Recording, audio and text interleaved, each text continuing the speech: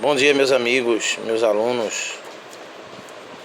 Estamos aqui, para recomeçar o nosso curso 2021, das aulas remotas. Estamos aqui para gravar um vídeo. Nosso primeiro vídeo nesse ano de 2021. E como é o nosso primeiro vídeo, meus queridos, eu vou apresentar para vocês o conteúdo proposto para esse primeiro bimestre, que é movimentos, leis de Newton, trabalho, energia e sua conservação. Ok? Esse foi um conteúdo que a gente viu em 2020, mas que fez-se necessário revisar, tendo em vista, começar 2021 com um breve resumo daquilo que foi mais relevante, ou daquilo que realmente é, podemos dizer, uma premissa para a continuidade dos estudos no segundo ano e ingresso no terceiro ano, para vocês concluírem de forma satisfatória o ensino médio. Então vamos lá, meus queridos. Para começar esse conteúdo, a gente começa falando de movimentos, certo? Movimentos, o conceito de movimento, ele já está dizendo, é algo que não está em repouso. Repouso seria aquilo que está imóvel ou que não muda de posição. Ok? Então, para a gente definir, estudar movimentos, nós temos que avaliar as posições que os corpos ocupam. Só que, o que é posição? Posição está referendado a espaço ou a localização do corpo. Na geografia a gente usa o sistema de coordenadas latitude e longitude para localizar um corpo, para indicar a sua posição no globo terra. Então veja bem, quando eu falo posição é em relação ao globo terra, em relação ao centro da terra. Esse é um referencial. O globo terra tem lá as coordenadas de latitude e longitude, e é em relação a esse globo terra que se posiciona ou que se localiza um corpo no planeta. Ok? Necessário a localização completa, 3 coordenadas, latitude, longitude e altitude também. Mas enfim, todas em relação a quem? A altitude é a altura. A altura em relação a quem? Ao globo terra, ou ao centro do globo terrestre. A latitude e longitude também em relação ao globo terra. Então, posicionar algo precisa de um referencial.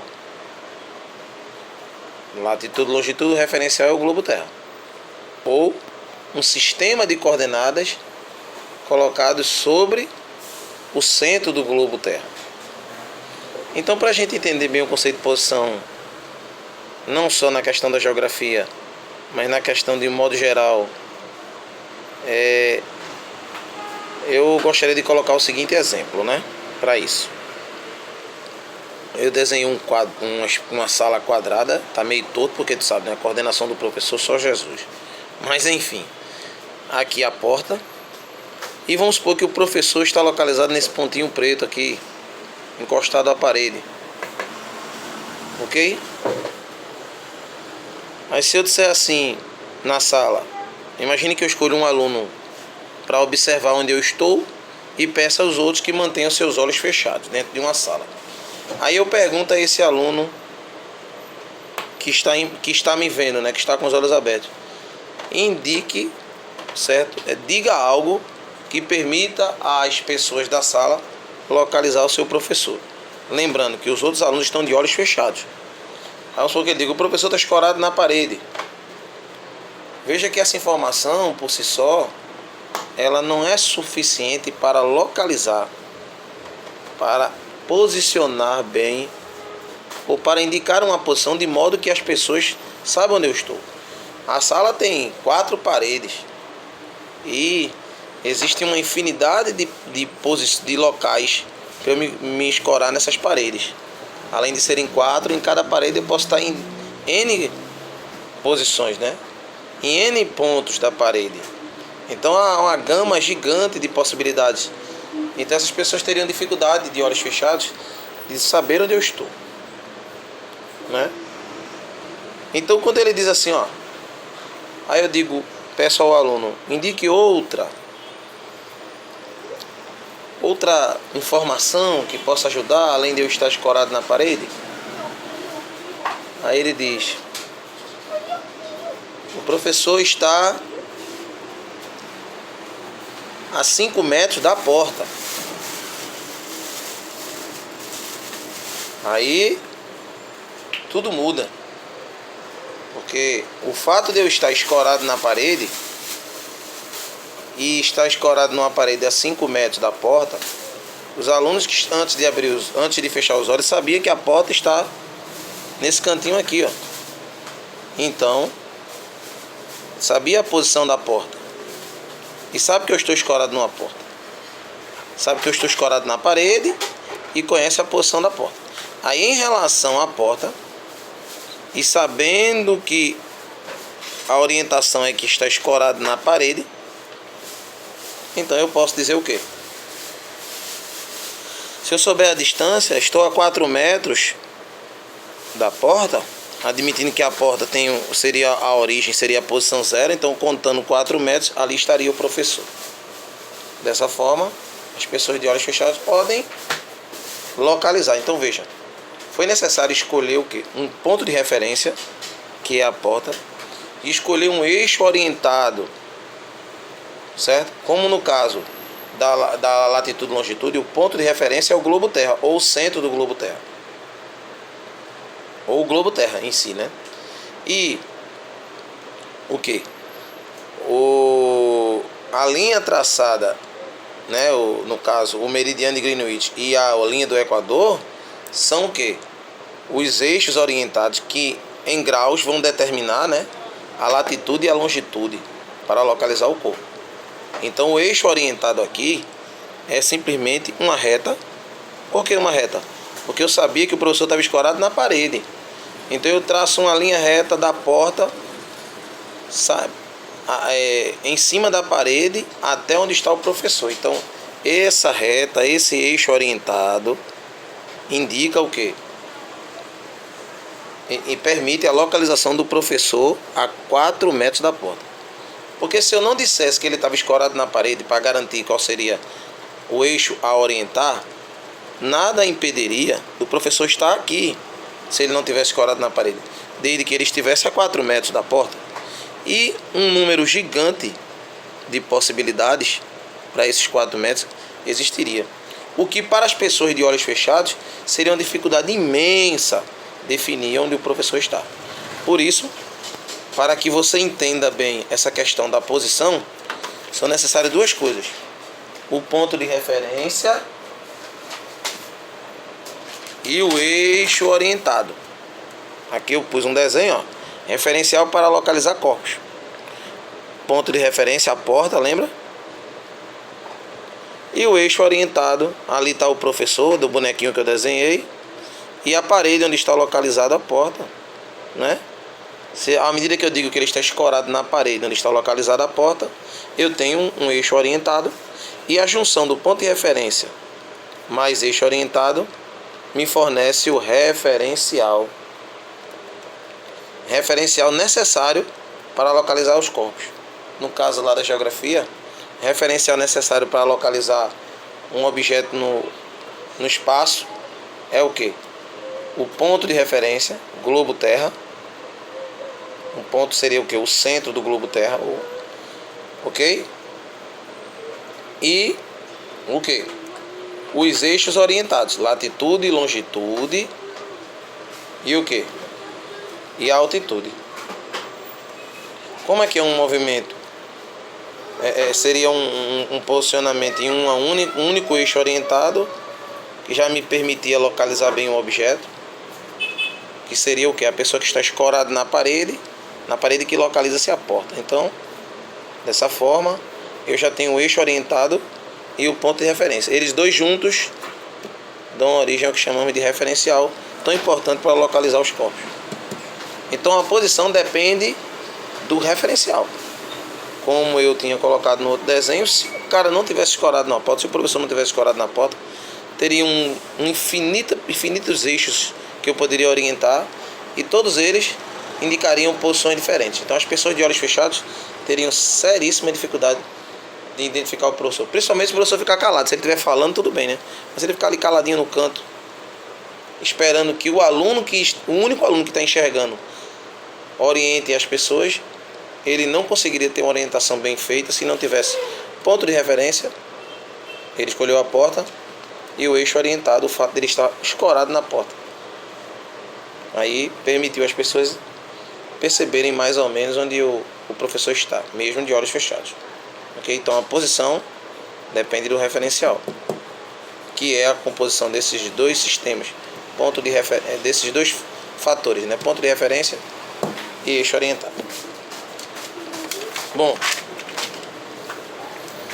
outro conceito importante na ideia de movimento, o próprio movimento já define velocidade, né? Se o corpo está em movimento, ele está mudando de posição em intervalo de tempo. Porque tudo que acontece em nossa vida é intervalo de tempo, né? Tudo é em intervalo de tempo. Se você vai para a escola, tem a hora de chegar, a hora de sair, é um intervalo. Se você vai para o intervalo do lanche, tem a hora de começar o lanche e a hora de terminar. Se você vai trabalhar, tem a hora de começar o trabalho e a hora de terminar. Então, todos os fenômenos que acontecem na natureza, você observa que eles acontecem em intervalos de tempo. Né? Estava chovendo, não está mais. Então, às 8 horas da manhã estava chovendo, às 10 horas da manhã parou de chover.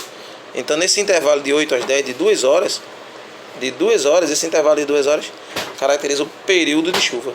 Ou então um intervalo de tempo onde aconteceu a chuva naquele dia.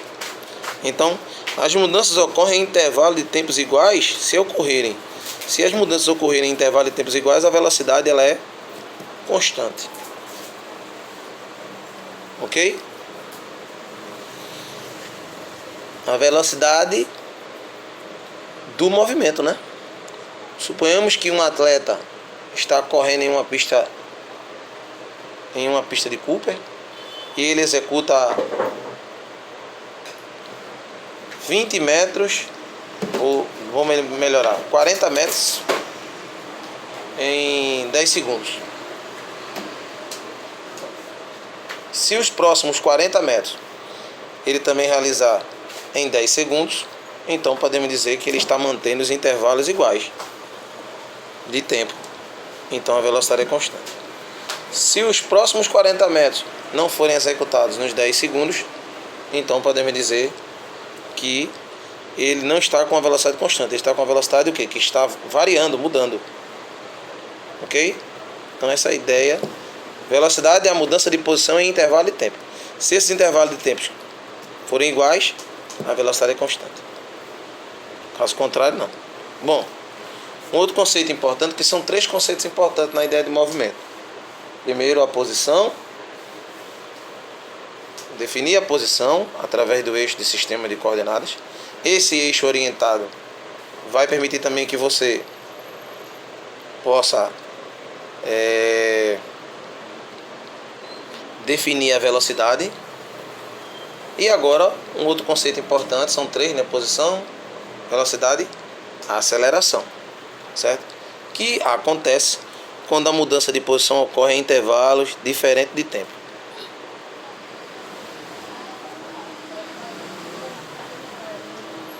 Ok? Então veja só. Imagine que um atleta fez 40 metros em 10 segundos.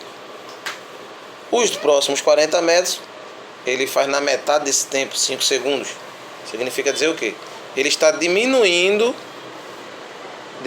o intervalo de tempo. Então podemos dizer o quê? Que se ele está diminuindo o intervalo de tempo, ele simplesmente está acelerando. Está ficando mais rápido. Se ele tivesse feito os próximos 40 metros em 20 segundos, ele estaria o quê? Estaria desacelerando. Aumentando seu intervalo de tempo, ele desacelera. Então, o conceito de aceleração é diferente de velocidade. Um corpo que não acelera, ele está parado. depende, pode estar parado ou não. Porque se ele não acelera, significa dizer apenas que os intervalos de tempo não ficam diferentes. Os intervalos ficam iguais. Agora, se ele não muda de posição, aí ele tá em repouso. Mas se ele estiver mudando de posição em intervalo de tempos iguais, ele não está acelerando. Só acelera quando os intervalos de tempo são diferentes. Se o intervalo de tempo vai ficando menor, à medida que eu faço a nova tarefa, um novo deslocamento, a nova mudança de posição, então eu estou acelerando. Se o intervalo vai ficando maior, eu estou desacelerando. Mas quando os intervalos de tempo passarem a ficar iguais, para cada mudança de posição, os intervalos forem iguais, por exemplo, você tem que pegar a mudança de posições iguais para observar os intervalos de tempo. Em mudanças de posição iguais e intervalo de tempos iguais, velocidade constante. Se a mudança de tempo começa a ser diferente, então nós temos aí uma aceleração, uma desaceleração. Bom, para fechar nossa aula,